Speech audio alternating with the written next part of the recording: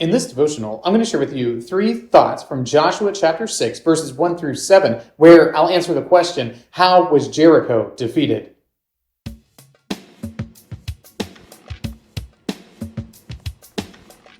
Joshua chapter 6, verses 1 through 7 says, Now Jericho was shut up inside and outside because of the people of Israel. No one went out and no one came in. And the Lord said to Joshua, See, I have given Jericho into your hand, with its king and mighty men of valor. You shall march around the city, all the men of war, going around the city once. Thus shall you do for 6 days. 7 priests shall bear 7 trumpets of ram's horns before the ark. On the 7th day you shall march round the city 7 times, and the priests shall blow the trumpets. And when they make a long blast with the ram's horn, when you hear the sound of the trumpet, then all of the people shall shout with a great shout, and the wall of the city will fall down flat. And the people shall go up, everyone straight before him. So Joshua the son of Nun called the priests and said to them, Take up the ark of the covenant, and let 7 priests bear 7 trumpets of ram's horns before the ark of the Lord. And he said to the people, Go forward, march round the city, and let the armed men pass on before the ark of the Lord.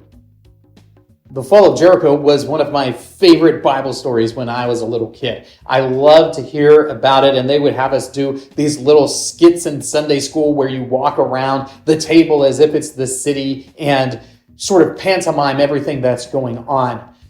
What I failed to realize, though, in the way that Jericho was defeated is a celebration of God's great care for the people of Israel. It is expressing the great power of God over the enemies of his people in a profound way that all of the folks there in Canaan would hear and tremble at the might of the Lord.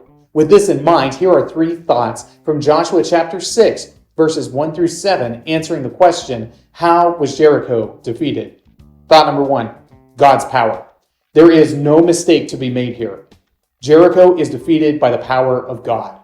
Because let's be honest, if you walk around a city once a day for a week and then walk around it 7 times, the city isn't going to collapse into your hand.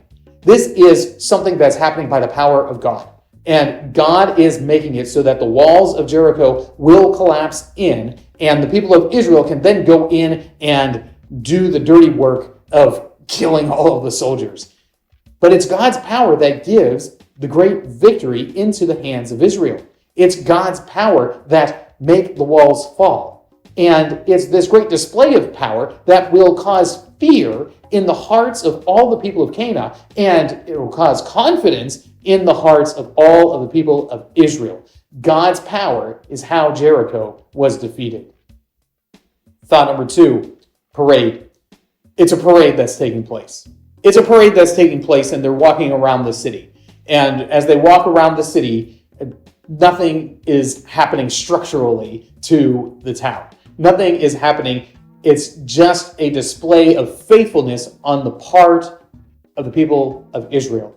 They are being obedient to what God has told them to do. And they are having their little parade every day around the city. And as they have their little parade every day around the city, they're demonstrating over and over again that they believe that the Lord will be true to his promise and give the city into their hands. Now, I don't think that having parades is the way to actually win wars or to accomplish a whole lot in this world. I do like a parade. It's perfectly fine. They're very fun.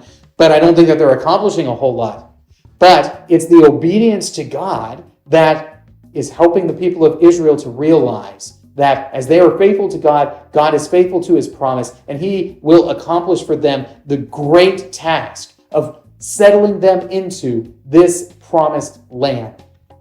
It's a means of granting to them great confidence that by the power of God, they will finally inherit the promise that was given to Abraham and Isaac and Jacob so many years ago. Thought number 3, miraculous collapse. After the week's worth of parades taking place around the city, on the last day, all of the men of Israel shout their great shout.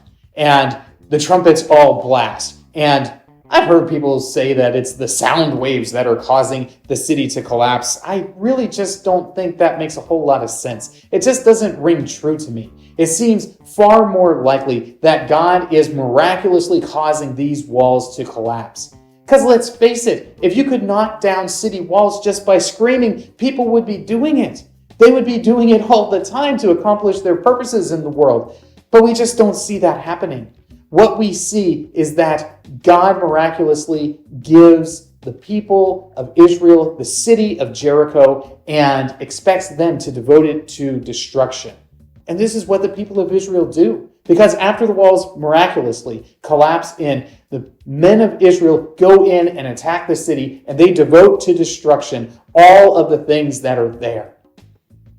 It's an amazing picture of how God is accomplishing his purposes in the world using extraordinary means to demonstrate his ultimate power and authority and control in the world.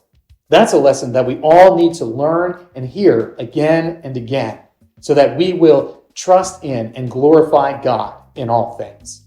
These three thoughts come from the assigned reading of Joshua chapters 6 through 10. If you'd like to read through the Bible with me, you can do so by subscribing to this channel, by clicking on the link in the description, or by joining the Facebook group Through the Bible, where we are reading the text of Scripture together.